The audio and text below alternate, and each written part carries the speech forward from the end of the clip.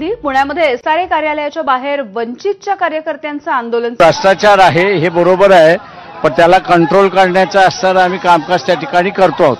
मागण्या ज्या आहेत त्या म्हणजे की आम्ही असं म्हटलंय की 5 वर्षापर्यंत ज्यांनी कामकाज सुरुवात केलं नाही त्या कॉन्ट्रॅक्टदारांचा कॉन्ट्रॅक्ट रद्द करा. त्याच्याबरोबर 500 स्क्वेअर फुटाचा असणारा प्रपोजल पाठवून द्या. जे भाडं देत नाही त्यांच्याकडून भाडं घ्या.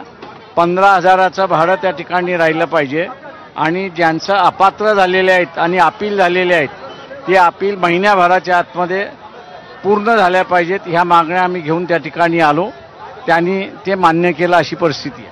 अर्थात जर आपण बघितलं तर हा भव्य मोर्चा आहे आणि प्रकाश आंबेडकरांनी जे मुद्दे मांडलेले आहेत ते देखील या ठिकाणी सांगितलेले आहेत आणि लवकरात लवकर हे सगळे मान्य होतील असं आश्वासन या ठिकाणी देण्यात आलेलं आहे. आणि जर मान्य झाले नाही तर ह्याच्यापेक्षा विराट आणि भव्य मोर्चा एसआरएच्या कार्यालयावर काढू आणि जो काही इथं प्रकार घडेल त्याला जबाबदार प्रशासन असेल असं या ठिकाणी म्हणण्यात आलेलं आहे.